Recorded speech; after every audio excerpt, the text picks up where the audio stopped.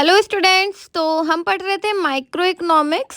तो micro economics में हम फर्स्ट चैप्टर पढ़ रहे थे जिसका नाम था इंट्रोडक्शन टू इकोनॉमिक्स और माइक्रो इकोनॉमिक्स।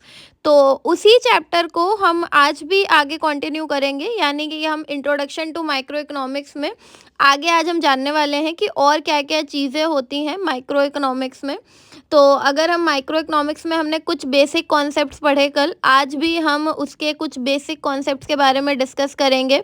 जैसे हमने कल स्कार्सिटी, इकोनॉमी, ये सारे टॉपिक्स पढ़े, आज हम उसमें आगे के टॉपिक्स पढ़ेंगे। तो चलिए ज़्यादा टाइम वेस्ट नहीं करते हैं और शुरू करते हैं। तो आज का जो हमारा पहला टॉपिक है वो है व्हाट इज़ इकोनॉमिक्स। जैसे हमने कल इकोनॉमी के बारे में पढ़ा, आज हम इकोनॉमिक्स के बारे में पढ़ने वाले हैं कि एक्चुअली इकोनॉमिक्स क्या होता है।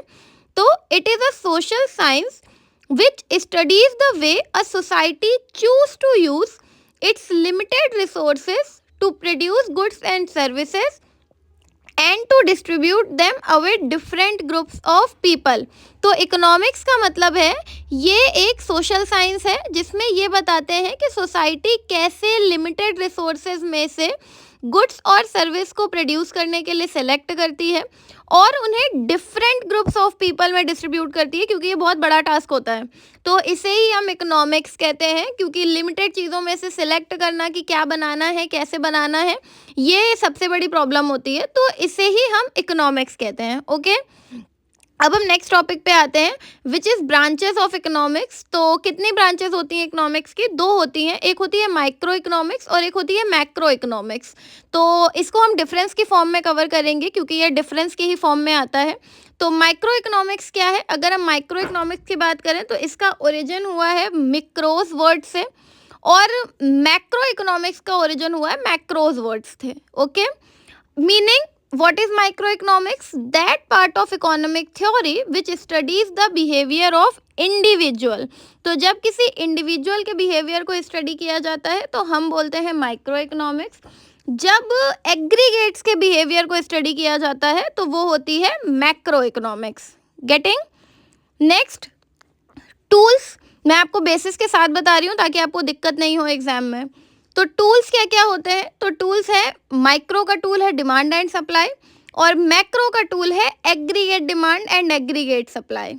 अगर हम अदर नेम्स की बात करें तो माइक्रो इकोनॉमिक्स को प्राइस थ्योरी भी कहा जाता है और मैक्रो इकोनॉमिक्स को इनकम एंड एम्प्लॉयमेंट थ्योरी भी कहते हैं। एग्जाम्पल्स की अगर हम लोग बात करें तो माइक्रो इकोनॉमिक्स में इंडिविजुअल इनकम और इंडिविजुअल आउटपुट कैलकुलेट करते हैं, मैक्रो इकोनॉमिक्स में नेशनल इनकम और नेशनल आउटपुट कैलकुलेट करते हैं। तो ये तो हो गया माइक्रो और मैक्रो के बीच में डिफरेंस, और ये अच्छे से पढ़िएगा क्योंकि ये डिफरेंस की ही फॉर्म में आता है। तो ये हो गया बेसिक माइक्रो और मैक्रो के बारे में। अब हम लोग आगे बढ़ते हैं। तो जो नेक्स्ट टॉपिक है, जो कोर है चैप्टर का, वो है central problems of an economy. एक इकोनॉमी में कौन कौन सी सेंट्रल प्रॉब्लम्स होती हैं और जो हर इकोनॉमी में होती ही होती हैं।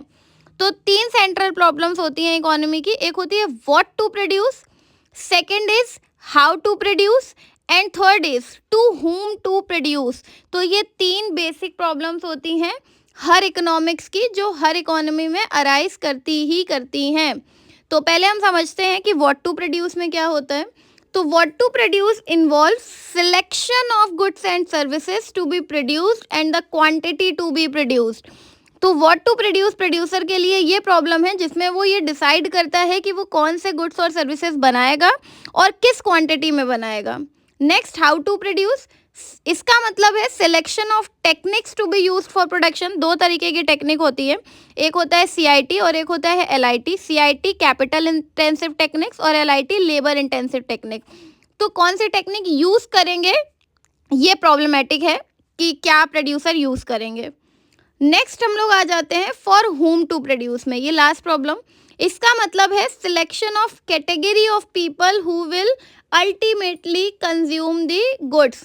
इसके बाद में ये सेलेक्ट करना कि किन लोगों के लिए हम प्रोडक्शन करने वाले हैं, कौन सा ग्रुप ऑफ पीपल है, किस टाइप के लोग हैं जिनके लिए, मतलब क्या कैटेगरी है, हम बच्चों के लिए प्रोडक्शन करेंगे, यंग एज ग्रुप के लिए करेंगे, ओल्ड एज ग्रुप के लिए करेंगे, किसके लिए करेंगे।